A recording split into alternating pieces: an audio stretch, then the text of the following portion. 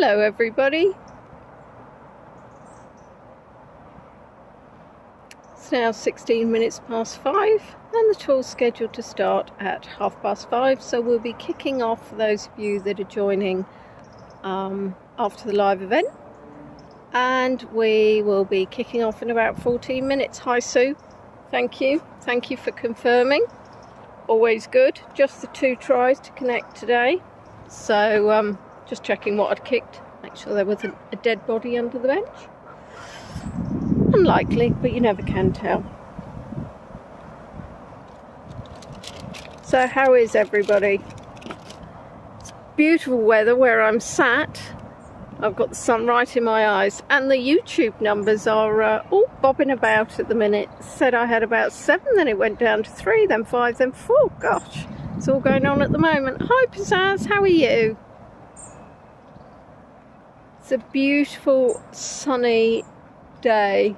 Well, actually it started off quite overcast, but the hello Nikki, the sun has managed to come out and the clouds are looking fairly spectacular, which is rather lovely. So it's rather nice just sat here. Hi Anne. Oh, Anne, say hello to Sue. What about me? What about me? It's a bit of a breeze, so hopefully that won't interrupt your audio. Not much I can do about it. I'm just pleased it's not raining, because that would impact what we're about to see. And it does make the colours of the lakes really beautiful with the sun on them.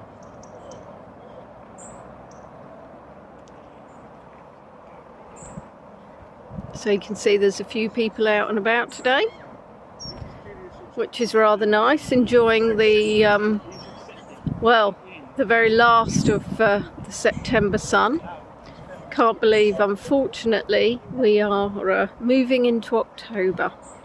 But the good news about moving into October is that I know some of you really enjoy those spooky tours, and I will be doing a few spooky numbers. Hello Kirsty, lovely to see you. Hello Margaret. So I will be going up to Bluebell Hill and doing a bit of a spooky tour. I will be doing a spooky quiz, and just because there's not enough times I've mentioned the word spooky, I will be going, well, at least I hope I'm going to be going to Rye and doing my Ghosts of Rye tour, which is always enjoyable. And of course, if I've gone all the way to Rye, then I need to fit another tour in as well. Of course, they may not be hitting the October, but I figure that November is still spooky enough before we move into the season that is Christmas. Good old December. And then January. Goodness gracious, feels like I'm wishing my life away at the moment. How's the weather where everybody is at the moment?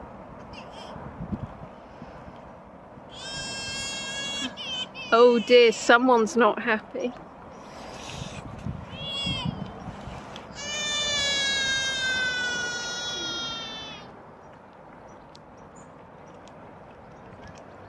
Want to do the grand reveal when we turn around and look at the lakes? Bless. Not enjoying. It's overcast. Wet and windy is Pizzazz. Well, no, sorry, not is Pizzazz, where Pizzazz is. Hello, Kathy. How are you? Just doing a bit of a weather report. The sun's just dipping down here, so it's getting a little bit cooler. But somebody's just walked past in a strappy top, so they're obviously a lot more hardy than I am. Got a t-shirt and a fleece on, showing me up there they are. This is quite a popular place. Get to see lots of dog walkers, which is lovely. Well, the dogs, obviously. Don't mind about the dog walkers, but I've already seen quite a few little cuties. And again, I'm still talking about the dogs. So I was thinking perhaps I'll have to talk one of my friends who's got a dog into coming round here, because I think both she and the dog would enjoy it. So what's everybody been up to? You all saw did you see my cat flap disasters on Leonie on tour, my Facebook group. So I've had to go out and buy one. Then I've had to go out and buy the sealant, because the sealant that I had seemed to have expired a few years ago and was probably more helpful as something more like a weapon than actually sealing anything. Hello Trista. Hello Carol from Austin, Texas. Which just sounds fabulous, doesn't it? Where are you from? I'm from Austin, Texas. Very nice. I have a friend who's called her son Austin. And of course we have the older, one of my first cars was an Austin Maestro. Not quite as exciting as Austin, Texas though. What's the weather like there? Oh, it's dull, windy and overcast in York. Oh, well, looks like Kent's doing well for the weather then. We've got 8 minutes until we go live. I say we, it's actually me going live. It really would be nice to have a table where I could put my gimbal rather than just hold it in the same position for 15 minutes. Humid and pleasant. Humid. Does your hair go all frizzy, Carol? Or does it behave itself? Oh! Dull, showery and very cool here in Pennsylvania. And I'll be honest, I recognise those dogs because they were walking the other way. So, and one of them, as you may have seen, had 3 legs. So isn't it fabulous? Enjoying life. Animals do rather well.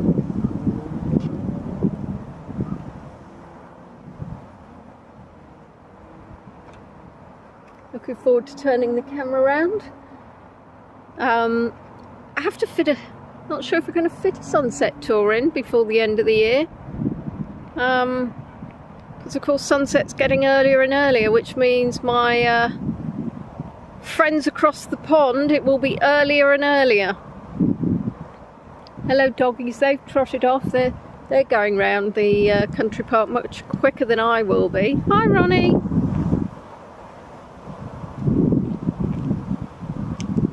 See, breeze has picked up. I am in quite an open space at the moment because it's got a fabulous view of the lake.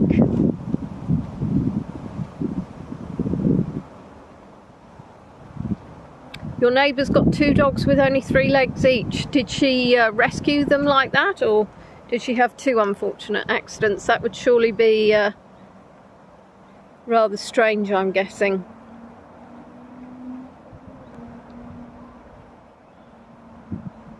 Well, as you know, the catering manager's got the 3-legged cat Skittles. He does remarkably well. Before that we had Bonbon, who again, remarkably well on 3 legs. I did think that, Kathy, but you never know with people. You know.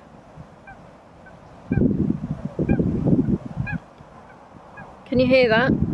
That'll be some bird. I'm not going to say. I thought kind of ducky, but I could be wrong, so I'm not going to pretend. Hi Claire, how are you?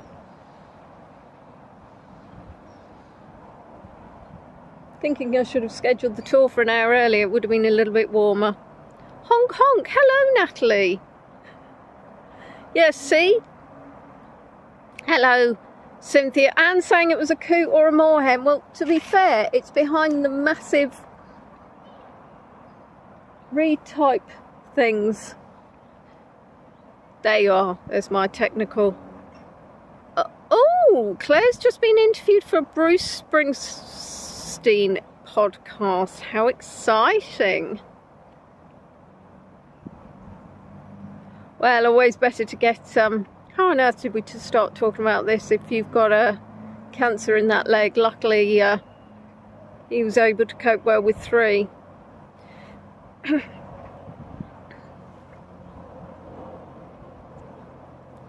Cynthia, what's the weather like with you then?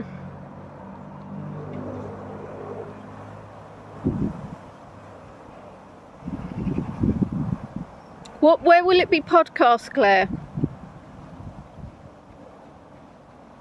Oh, Trista.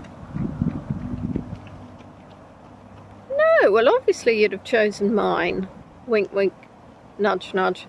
Cooler and rainy. Oh no, it's not cold. It's just getting a bit more breezy. I just wanted the warmth of the sun on my face, soaking up that vitamin D. I have got a fleecy top on. I've still got my black fleece at Natalie's. Still not managed to meet up. Or at least I think I might have met up with her once and then we didn't swap the fleeces. Oh, I see. Exciting. Did Ian volunteer you to do that then, Claire? We've got a bit of rain forecast for this week. I think my tomato plants are sadly on their way out. 3 minutes left till we go live. You're in flannel jammies. Well, wasn't really a look I thought I should be wearing around the country park. Pyjamas. I did actually go into Sainsbury's and I was walking round. Then after a while I thought I feel a little bit grit under the ball of my feet. That's really strange. So I took my feet out, well, just the one, and I looked and I tipped the back of my shoe, and I can't have worn the trainers since I went to Norfolk, and there was a great big pile of sand in there. So I thought, well, I need to keep that in my shoe until I get home rather than dispose it all over the supermarket floor.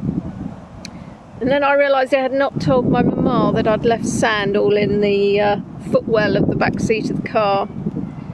So, I mean, there's no escaping who left it there, is there really? That's what happens when you wander around beaches barefoot and don't have a towel to dry your footsie. Oh, that's a very appalling picture of me. Must sit up, giving myself a double chin. Hi Lethargy. Hope everybody's doing well. So it's the last Sunday in September, which is all a little bit scary because I'm not really sure where the month's gone.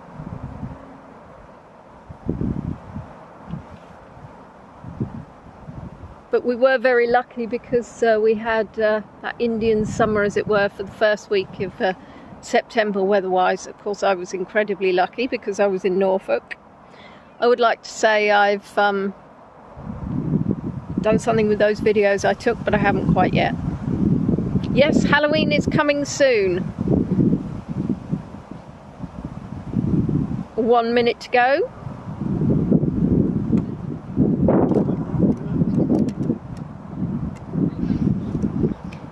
Yes, indeedy, with all the pumpkins and the ghosties. And then, of course, bonfire night. Which isn't good, I know, for a lot of you with doggies.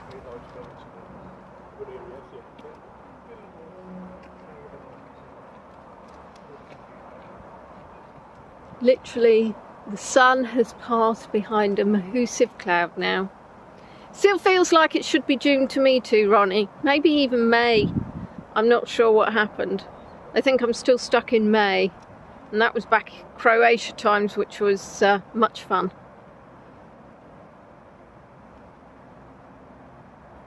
And there we are. Half past. Hello, Sandra.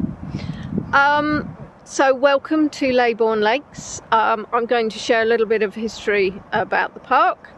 We're going to talk a little bit about the wildlife, and we're going to see what we can find, as well as showing you some wonderful views. So I'm going to turn the camera round.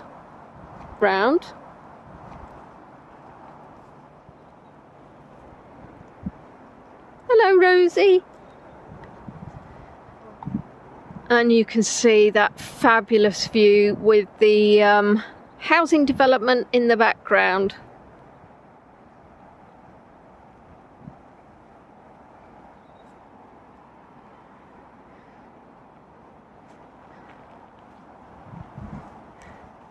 And you will see that this was officially opened in 2004 by the Mayor of Tunbridge and Malling, Peter Homewood, on Saturday the 11th of September 2004. It's actually a very fine housing development, if I say so myself.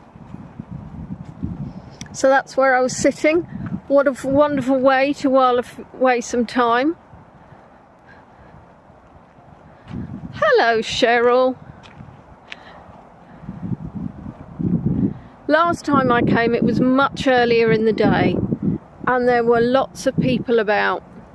So hopefully we've timed it so it's a little bit more private, while still getting some weather to good weather to be able to see round the park, and hopefully you can hear, apart from the plane that's above the clouds, which isn't quite what I was referring to, hopefully you can hear some of the birdies. I say, every time I say I hope you can hear, something else makes a noise which isn't actually what I'm intending you to hear about at all. There's now a doggy barking. Before you were born, Rosie, was it 2004? Well, 19 years ago. That looks remarkably like, and I could be wrong, but this looks remarkably like the word that has just escaped me, but the stuff that's poisonous to horses.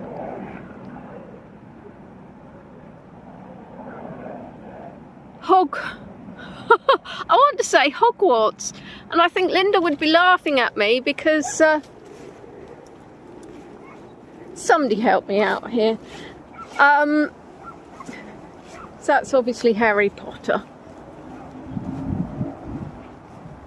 Maybe it is Hogwarts.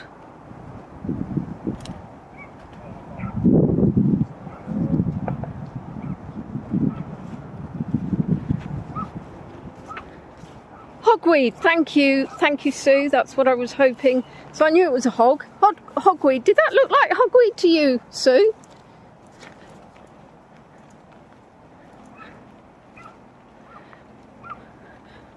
Which I'm trying to get on top of. I dare say, to be fair, there's not many horses that trot round here.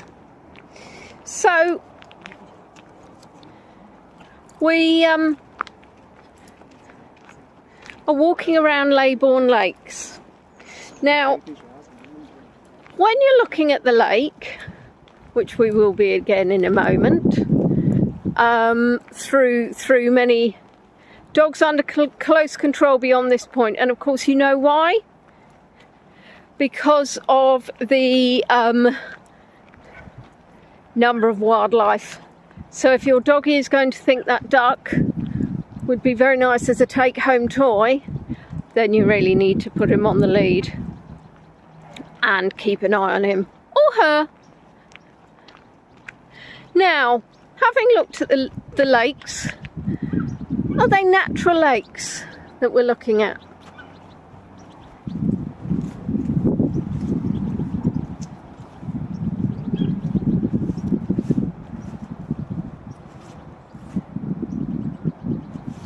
Guesses on a postcard, please. I do hope no doggies walked onto this grass and left me a gift to walk in.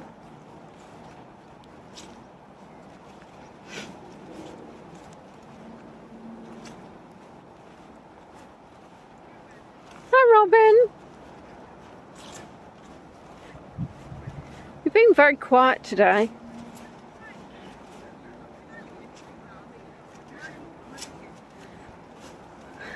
Margaret's guessing no.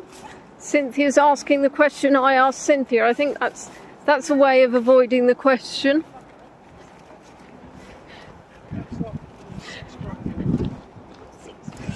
Well, I'll put you out of your misery. So historically, this area was extensively quarried, leaving a number of disused gravel pits. Now, in the 1930s, a river was fed from Leybourne. Now, we're obviously in Leybourne Lakes, so we're close to Leybourne, and it went past a small hamlet called Lunsford, past Ham Hill. Now, Ham Hill's sort of next door in the Snodland area, and it fed the River Medway. Now, Snodland was once a centre of industry along the river, with paper making and chalk quarrying being among the main employers in the town. One of the former chalk pits near the River Medway became Leybourne Lake, and if we carried on walking round, we'd find a public footpath leading from Snodland past Leybourne Lake into Leybourne Lakes. Now, the mineral extraction stopped in the mid-1970s, and what you're looking at is flooded, disused gravel pits. Now, the gravel pits and their surrounding area were designated a site of nature conservation interest.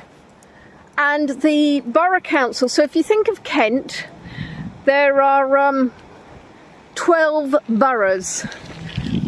Maidstone is a borough. Tunbridge Wells is a borough. Tunbridge and Morling is a borough. Now, you also have Medway, which is a unitary, and that makes number 13. So you've got 12, and one of those is Tunbridge and Morling. Now, Tunbridge and Morling put this site in its local plan for development. And in the year 2000, Berkeley Homes, which is a housing developer, bought the site. And they created that housing development I showed you earlier. And these disused gravel pits are all man-made lakes. So Berkeley Homes obviously built the development. Now, unsurprisingly, the decision to build was unpopular with local residents. However, the developer worked in partnership with TNBC and created the country park and nature reserve. Now, what we're looking at is a wildflower meadow, even, not medal. Now, of course, it's the wrong season, so we'd have to come back when we're expecting the wildflowers to be out.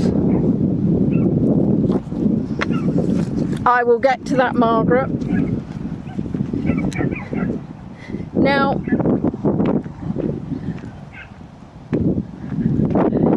the park transferred 4 years later to Tunbridge and Morling Borough Council in 2004 when it opened, and we saw that sign as commemorating the opening on September the 11th. And since 2008, it's been the country park's been designated as a local wildlife site.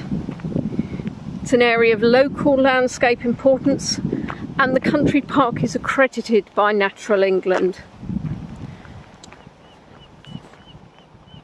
Now, since November 21, it's been managed by Tunbridge and Morling Leisure Trust, which is called, the brand name's TM Active. Now, this is a charitable not-for-profit organisation responsible for the delivery of sport and leisure facilities on behalf of the Borough Council. Leybourne Lakes has achieved Green Flag Award for 17 consecutive years, and it's assessed annually by judges from within the country park and leisure industry, and that's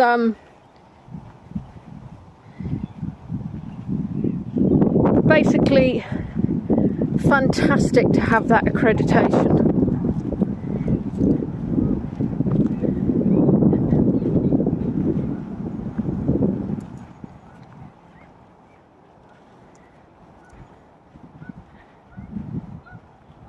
Now, several of the houses on that housing development were actually shown on a television series by Channel 4.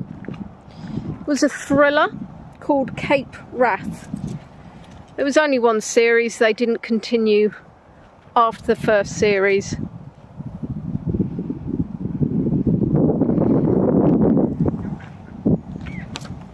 And this is where the mermaids come out.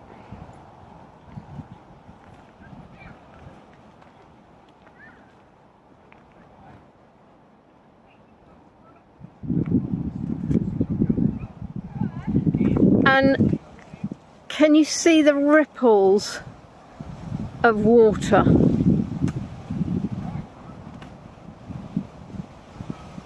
Which hopefully just demonstrates that it's rather windy. We should look for Ariel. If we see Ariel, I mean the water, I'll try and do this without falling in the lake or dropping my gimbal in the lake. Of the two of us, I would rather drop me in the lake. But can you see how beautifully clear that water is?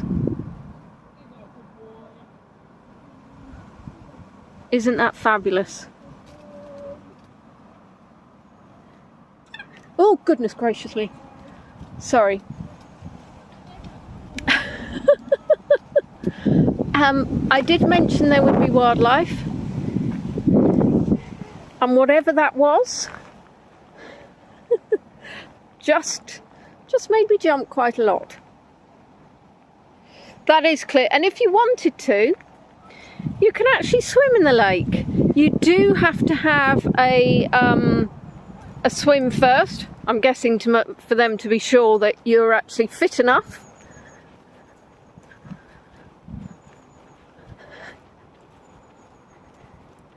And I must admit, when you look in something like that, I imagine it's incredibly tempting.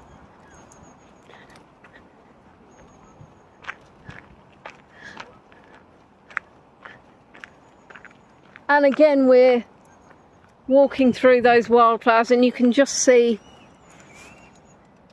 what I would suggest is probably looking more like something I might be getting in my back garden, but in there you've got more exciting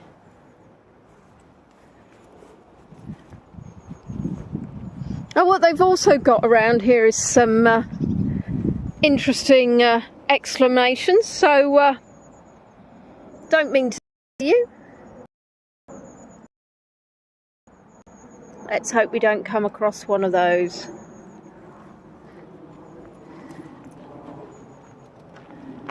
And look at the colours, the shore sign. No doubt that we're heading towards autumn.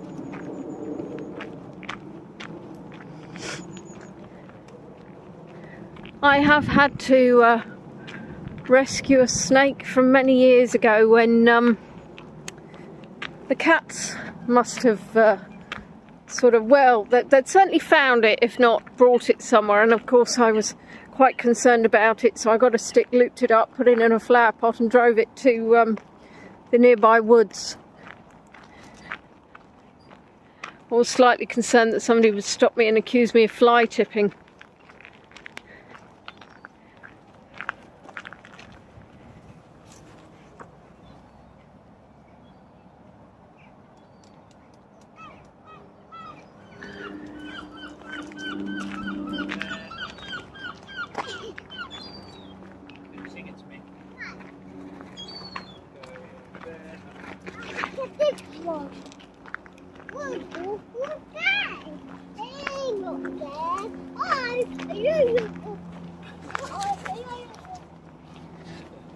What kind of berries? One I wouldn't put in a crumble, Robin.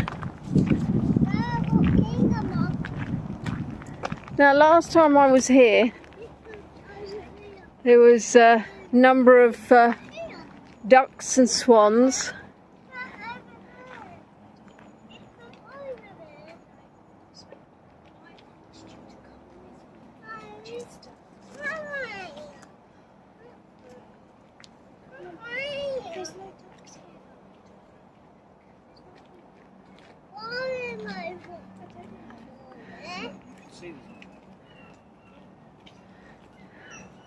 Well, I hadn't Sharon until the moment it arrived. But then, to be honest, I hadn't seen many things until they arrived, courtesy of the cats. Now, this park is 230 acres. or 93 hectares. Now, if you put that into perspective, that's over 400 football pitches. Now, the park is obviously comprised. Well, I can hear water to fill 120 swimming pools, which are Olympic sized. Oh, sorry, somebody asking what fly tipping is. Sorry, Trista, I missed that one. So fly tipping is when people get loads of household waste, and instead of maybe taking it to the tip, which we have in the UK, where you may need to pay, depending on whether or not it's domestic waste or actually through business, then you dispose of it there. But sometimes I think it's easier to drive a van down a country lane, empty the back of the van and chuck it all out. And then of course what happens is, depending on where it goes, the council or the private landowner will need to pay to dispose of that waste.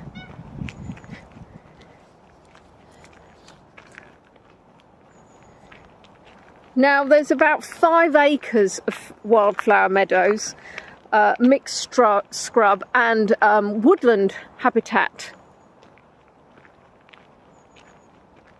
Now, when the gravel pits were flooded, there was landscaping and the fishing and wildlife lakes were created. Now, there are 3 fishing clubs on the site. 4 lakes for fishing, so of the 8 lakes, 4 of them can be used for fishing, and they are called the Larkfield Complex. Now, since the 1960s, country have been coming, and there's a range of fish here. I'm not going to pretend I know what each of those was. I did have cod and chips for lunch, but I can confirm cod is not one of the fish in the lakes.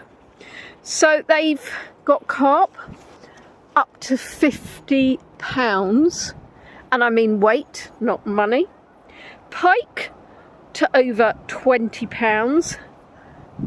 Tench up to 14 pounds. And then they say perch and all silverfish. That's quite wide, isn't it? All silverfish.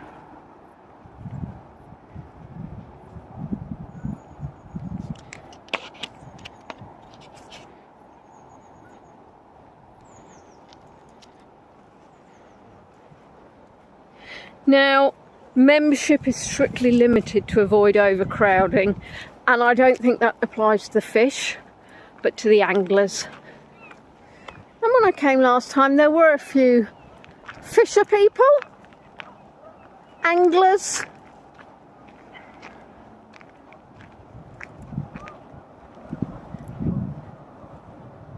Look at the sky. Isn't that looking fabulous? Well, Trista, if you stay, I'll be able to teach you more exciting English words, English expressions, and then you'll also get my made-up words.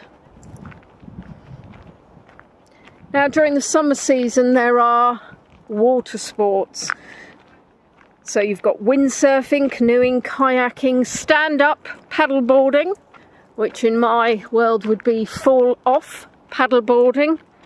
You can swim and dive. Now, if you're feeling really energetic, every Saturday morning at 9 o'clock, there's a park run. And you do 2 laps of the main lake, which takes you to 5 kilometres. Not a problem, Dawn. I hope you had a good snooze. You can always watch back, that's the joy of YouTube. You can always watch back the bit that you missed. I don't take a register at the start, so I let people off.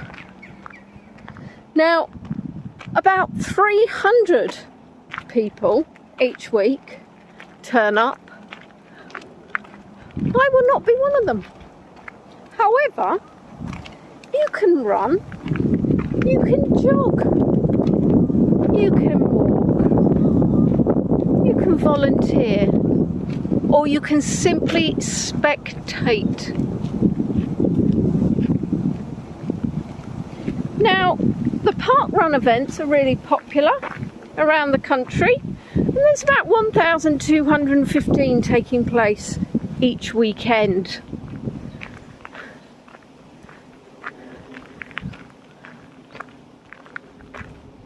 I like the word spectate. That would work for me. So, for those that were paying attention at the beginning, remember I spoke about the Leybourne Lakes. You've got New Hythe railway station.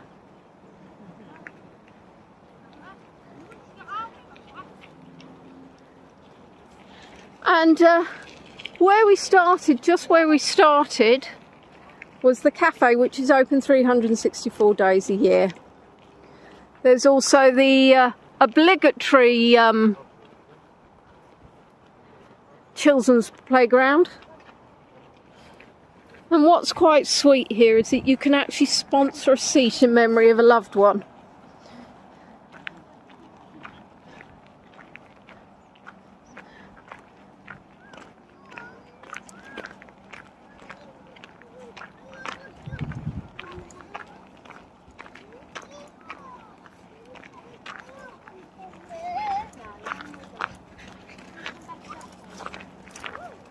And you'll see around the park some of these wooden seating or decorations, and obviously that's quite a sweet one.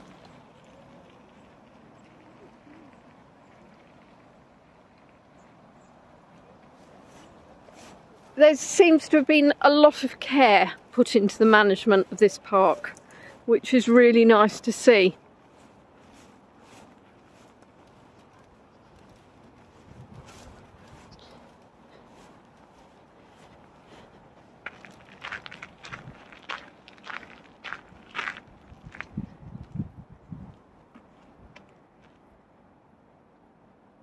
And as you can imagine, there's quite a lot of wildlife living around here. And the country park's got a small ranger team who work towards improving the habitats in the park with the aim of growing the population of nationally notable species such as 90 nightingales. And there you can see this is the fisheries, and you can see all the different I'm guessing places where you park yourself and stick the rod in. That's the extent of my knowledge. The sign's a bit of a lie, the water's in the lake. Now the ranger team do park maintenance, they create and restore habitats, they monitor biodiversity, and they run events. So they're either for adults or for the family or for children. So you could go on a bat walk, which isn't where you obviously walk like a bat, mainly because bats don't walk. They do guided nightingale walks, pond dipping, and wildlife activity days. There's also a conservation volunteer group which meets once a month to help the rangers, and that helps the team carry out bigger tasks like hedgerow planting and invasive species control. Well, Tina, I'm sure Mike would have picked up on that one, but it appears that he's absent.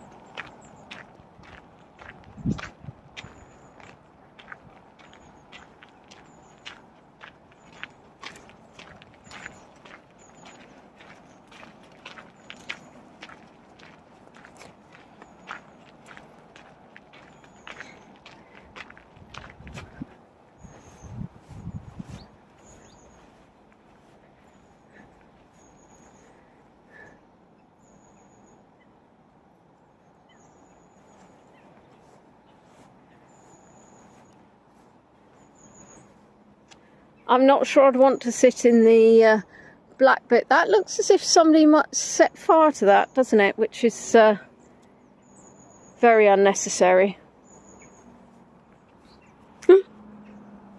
It's all right.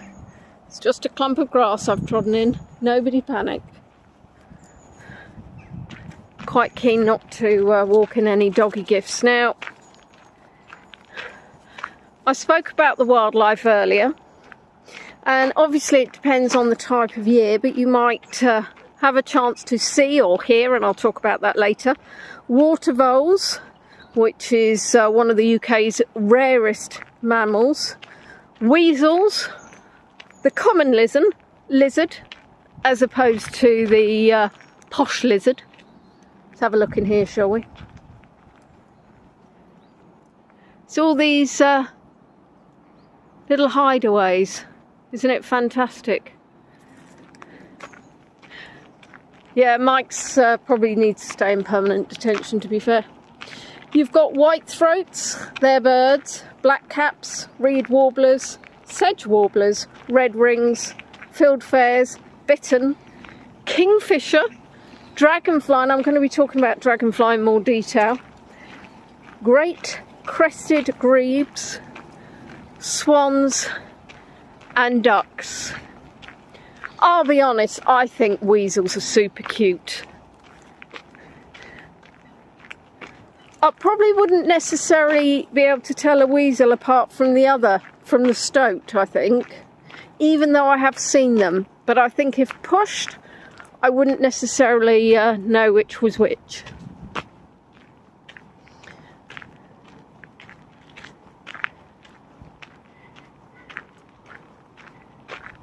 Ha ha ha ha.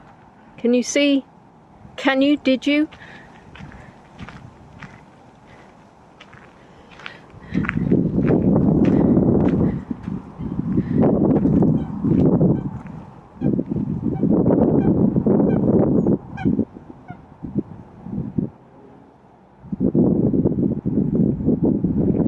No badgers. Look what I found. Some floaty birds. Thank you, floaty birds, come hither. I haven't got my glasses on, but are they geese? Are they Canadian geese? And then over there we've got some more, 3 in a row. They're doing a bit of a race. I think the third one's trying to catch up. Have I seen a white swan? Not today. I think we're going to have to come back, and we're going to have to come back when it's a bit earlier.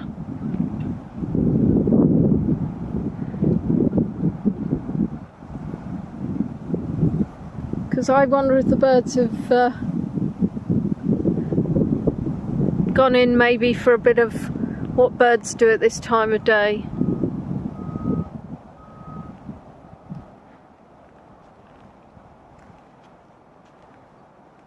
You can see a few more over there. Can you see them in the distance?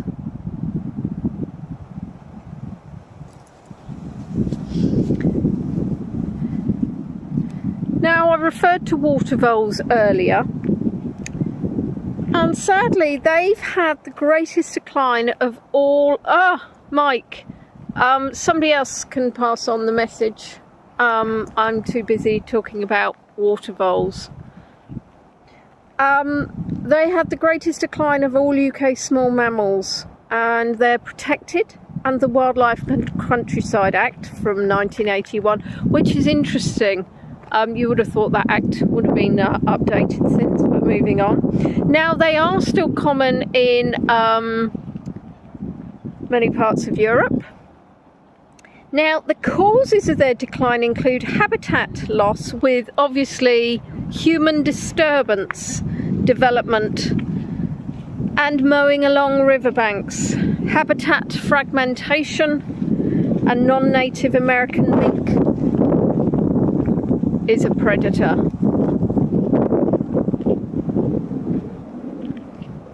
Glad Mike has resigned himself to his detention fate. It has been noted. This is the second time in a month he has been late for a tour. We're all keeping notes now, Mike.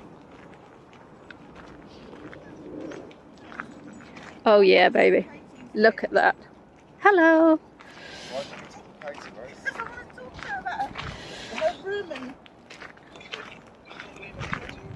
Now, Leybourne Lakes has been surveying water vole activity since 2006, and I don't think by that they mean aerobics and yoga.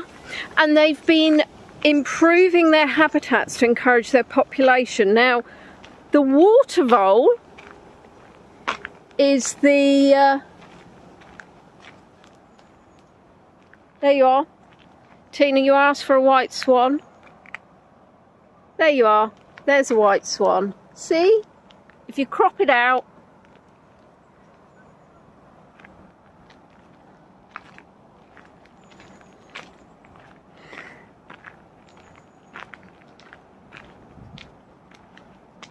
now, sorry, I was interrupted by showing the fake swan. So the water vole is the biggest species of vole in the UK, but it's often mistaken. Oh, see, Tina, I manifested a white swan for you.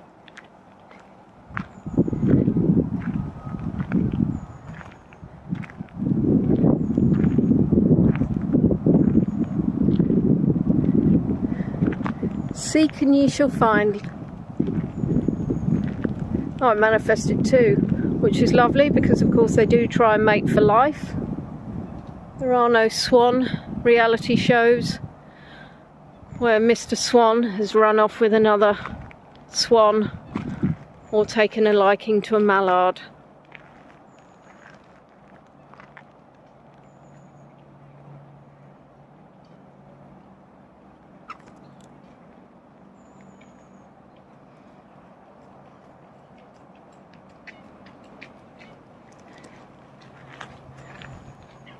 And the swan is obviously having a bit of a preen here, or possibly eyeing me up for an attack. I think it's paying no attention to me, to be honest.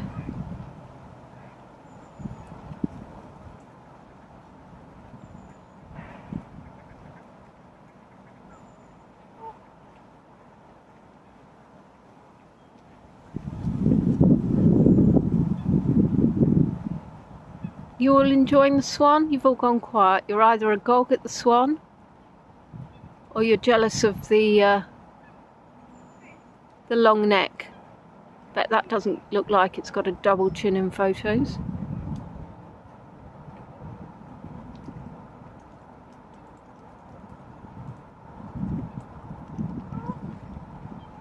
I'd like to be able to tell you which one's the male and which one's the female. But unless they start wearing outfits in the obligatory pink and blue, I'm afraid that's where my skill set fails me.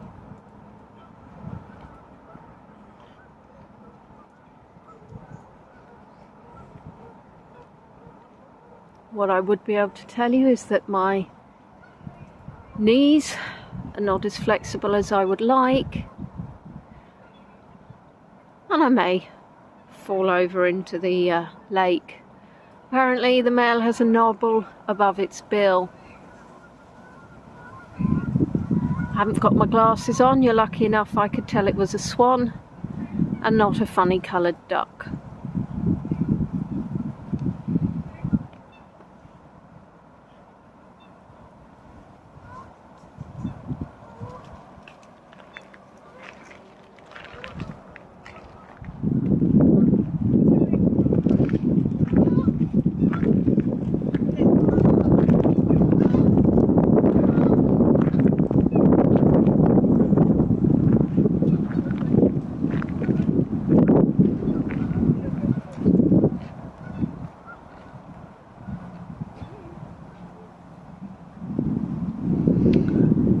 Might be a competition of how long they can stay underwater.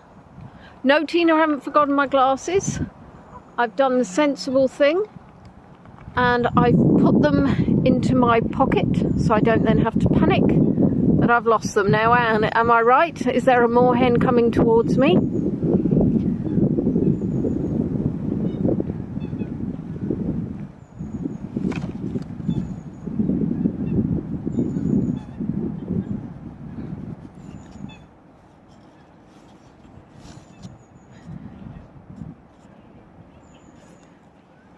I just scrolled up the chat, Natalie, to see who called Sean had joined, to find that you're just calling the swan Sean. At least there's no issue with YouTube.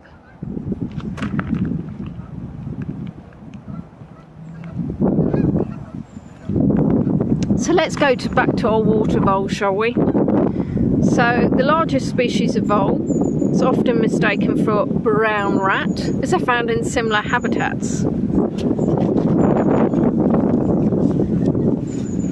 But they've got blunter, rounder noses, compact, plump bodies, and they have small ears and short furry tails, as opposed to the long, bald tail of the brown rat.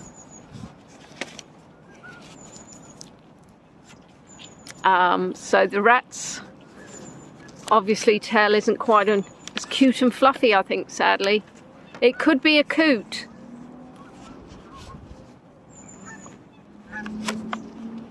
What's venomous now? It's thank you guys.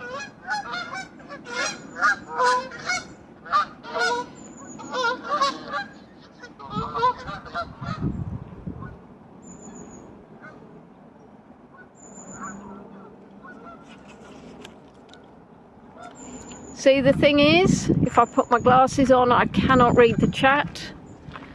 But if I don't have my glasses on, I can't necessarily see what's right in front of my face.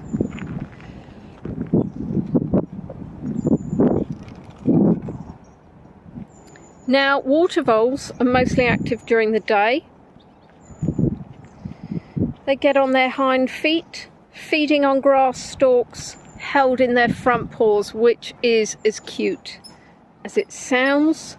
Now, when disturbed, and I love this about them, they dive into the water with a plop sound.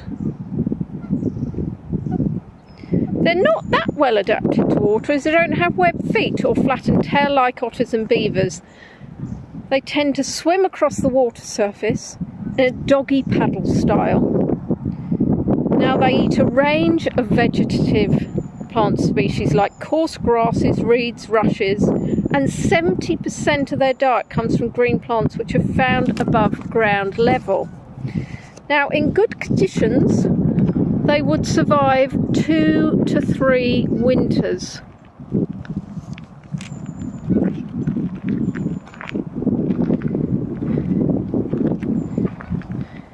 Now, they can burrow up to 3 meters into banks, creating a system of underground tunnels, but unlike the tube, there's no entry fare. They have nesting chambers on different levels to minimise the risk of flooding, which, when you think about it, is pretty clever. Now, bit of a shocker, but Ratty in Kenneth Graham's Wind in the Willows was actually a water vole. So his real name should have been Voley, but of course it doesn't quite have the same je ne sais quoi as Ratty. So let's say goodbye to the birdies, and we'll go and see a bit more of the lakes while I walk backwards, possibly into a hedgerow, never to be seen again.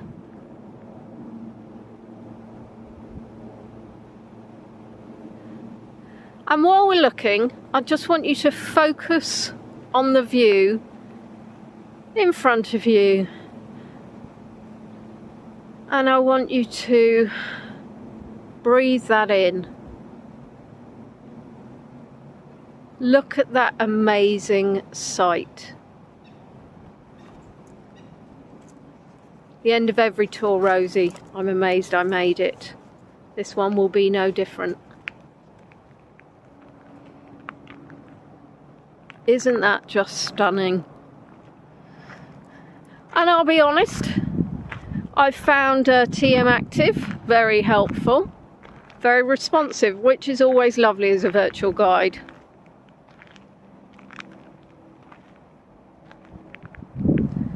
Oh, it's such a shame, Mike. So Mike used to see water voles near him, but the banks have been ruined by misjudged changes to alleviate flooding. And this is really what we were talking about earlier. Oh my goodness, it's the Pied Piper.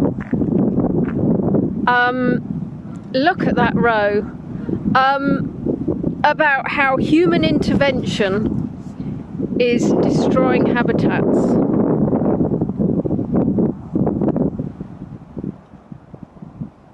We have ecology policies which are all about translocation of protected species.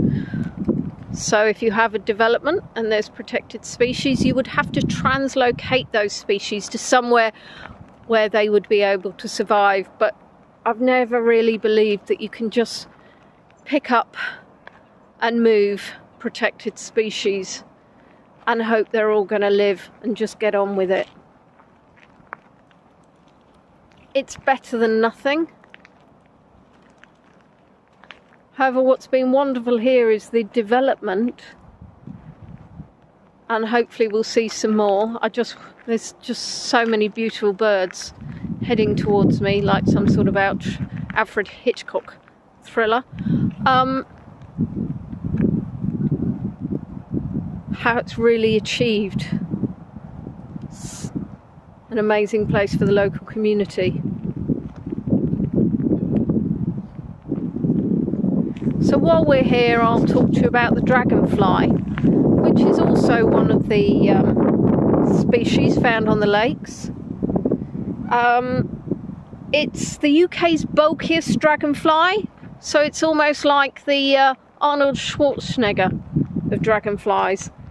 It's got bright colours and it's very active, which make it very obvious when it's hunting over lakes, rivers and ponds. Now, it rarely settles, even when it's eating its prey in flight. Now, they've got a bright apple green thorax. Now, I googled what thorax is, and it means the body of the dragonfly between the neck and the abdomen. Thank you for your comment. And it's got green or blue eyes. So it's a rather colourful little chap. Now, the female has a green abdomen, which may become blue in warm weather. So that would really confuse you. Now, they're mostly found in well-vegetated ponds and lakes, but can be found over slow-moving rivers. And the female lays her eggs in floating pondweed. Now, dragonflies have existed, and this feels like one of my quizzes, for over 300 million years.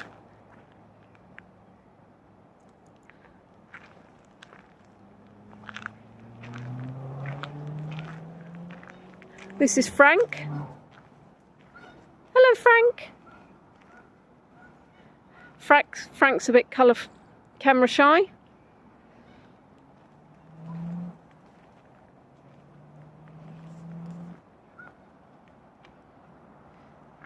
Now, their mating is, shall we say, a little bit rough. Firstly, it's a bit of a challenge for the male. He has to identify his own species. So there could be quite a few other things flying about, and he has to work out what it is he's meant to be mating with. And then, while he's in flight, he will approach her from behind, grab hold of her thorax with his legs, and sometimes bite her in an effort to subdue her. Now, I'll be honest, it's not the courtship I would be after.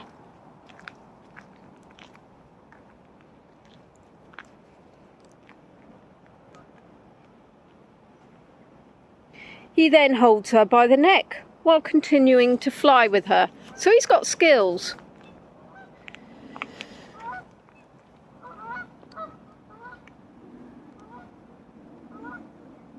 Now, if there are any children on the tour, if you could close your ears or if the parents can close their child's ears. And what I'm going to be doing is I'm going to be talking in code, just to confuse everybody. Now, he's going to transfer his little baby making seeds to his appendage. And he's going to join his appendage to her opening, which is bizarrely near her neck. Now, once they are linked, the couple form a close circle, a closed circle with their bodies, a closed circle. Now, the female dragonfly, despite all this, actually mates with several partners, and only the last partner is going to fertilise her eggs.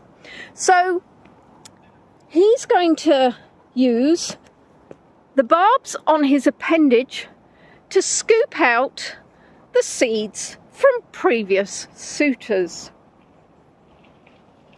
And then he's going to make sure that his seeds are basically positioned to maximise fertilisation. And he's going to stand guard and make sure that no other males are getting close.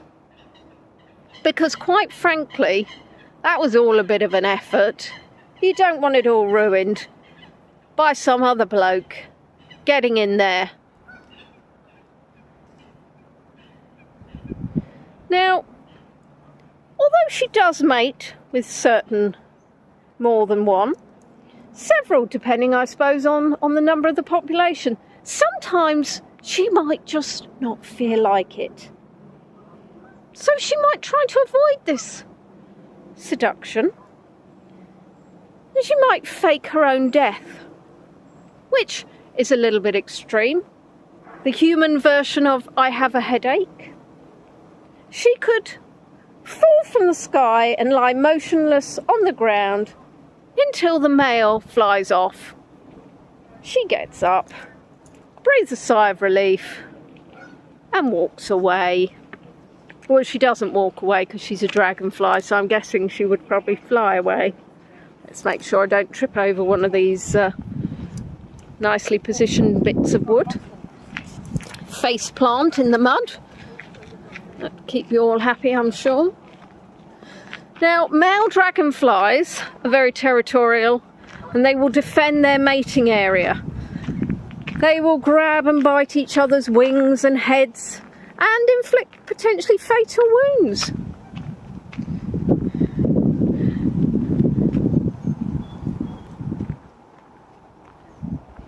Now, the larvae, or indeed what I love, is that they're called nymphs, about 45 to 56 millimetres. They're brownish, they've got stocky bodies with rounded eyes, and they're often found when you're doing pond dipping. Hello Bert, we're just passing through.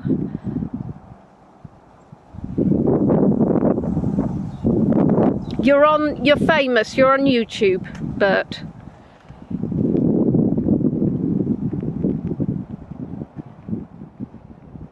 Oh, dear me, his girlfriend's approaching, not happy about that. It is a Canadian goose, however, I will always remember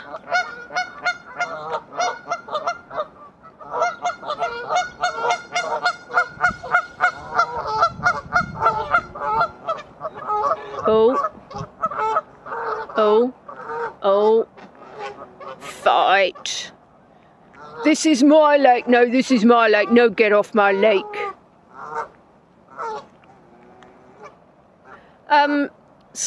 Yes, Patrick said, do you know what we call Canadian geese here in Canada? I said, no, what's that? He said, geese.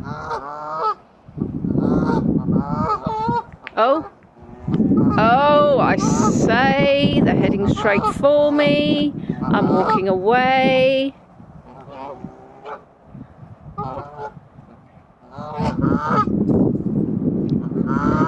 Oh, I would suggest the swans were quieter.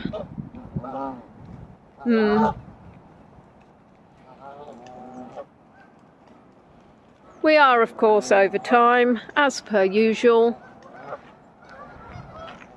Thank you to those of you who are supporting me as a virtual tour guide. I rely on the generosity of your tips, and I have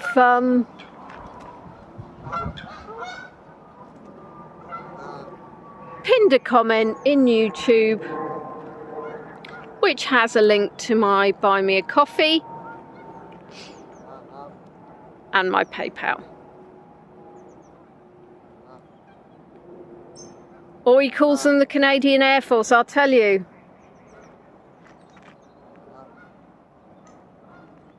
Can't tell them apart though, can you? It's fantastic sometimes, I think, when you step outside your front door and everything that's going on.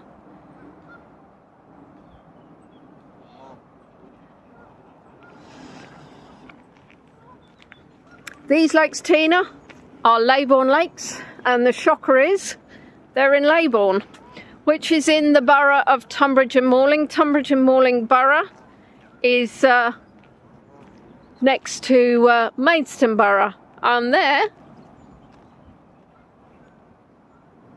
is a tree that I don't think wanted to keep that branch.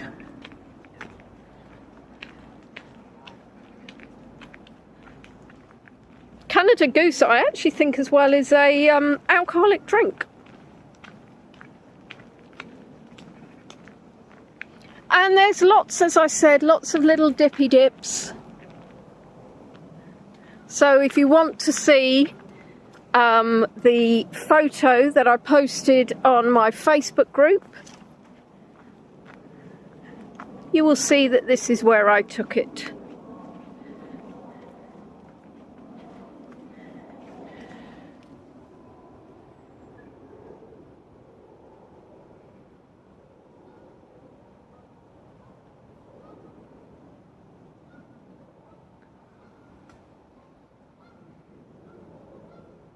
Bert and his friends are still having a conversation, and the reflections on the water are really quite beautiful. I hope that's coming across well on the screen. Ah, Grey Goose. It's a high-end vodka.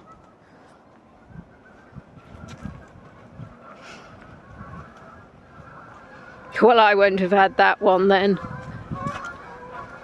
Good Lord in heaven.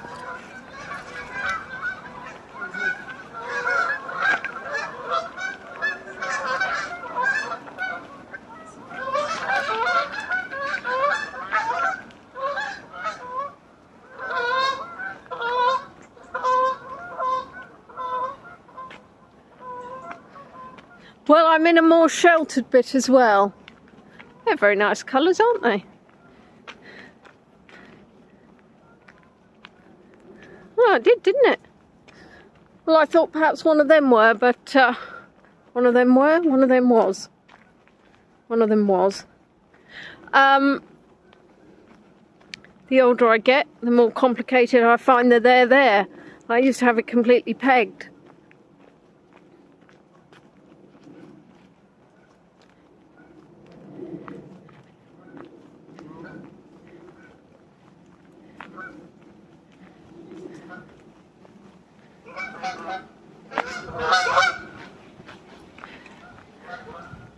And there you have it, the Lakes housing development, which is obviously going to be rather expensive because of the standard of house build, the size of house build, and more importantly, the location.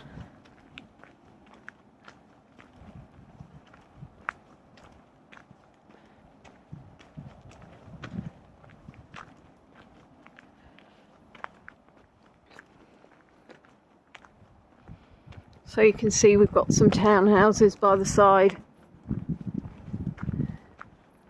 And I'm going to finish up in a minute. I'll show you a little mappage. So you can see if I transfer my hand. So obviously we're here, which is the lakes, and we've started over here, which is the cafe area, and we've wandered all the way round here.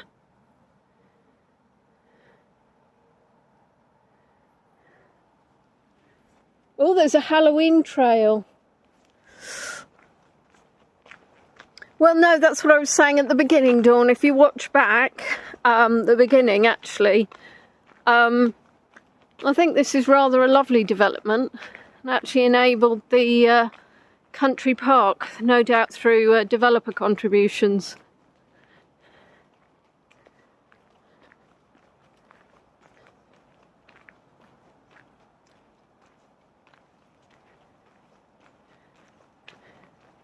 I'll just pull up to see if we can finish off so you get a bit more of the lake view. I hope you've enjoyed it. What I will do is I do plan to come back, because now I've kind of found it. I think it's fairly wonderful. And what I'd like to do is come back and talk more about the rest of the wildlife that you can find here. So we're just going to walk up here. Thank you, Sue. Thank you, Ronnie. And we're going to have a look out again, because I can't get enough of that view. So today I've spoken to you more in detail about the water voles and the dragonflies, but plenty more to tell you about.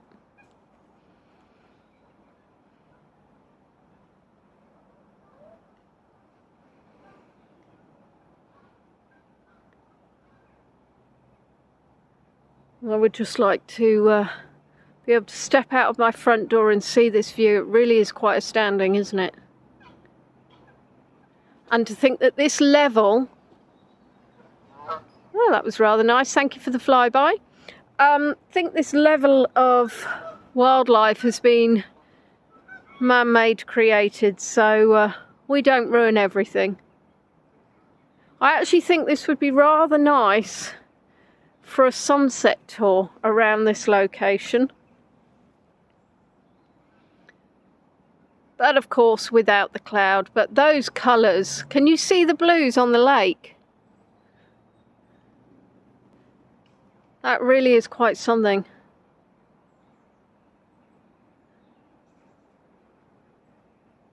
Please do share your postcards in Leonie on Tour and Together Virtually.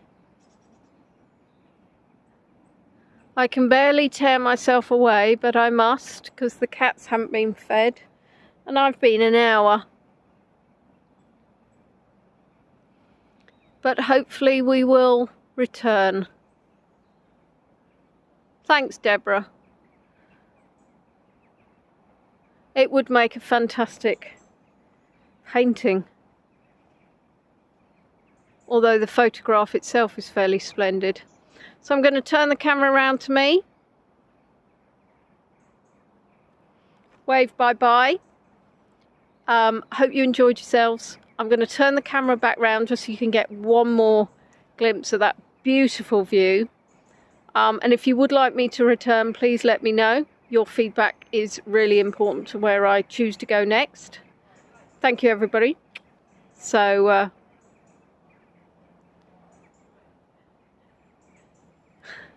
oh, Mike, you're a charmer.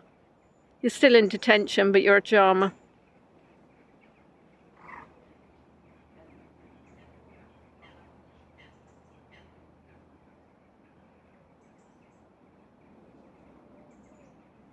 Okay, lovely people. Gonna stop the stream now. Thanks everybody for joining. And don't forget, this tour will be up, so you can watch it again on YouTube until I remember to take it down, although I might leave it up as I'd really like to promote the park to locals. Okay, thanks guys. Take care. Bye-bye.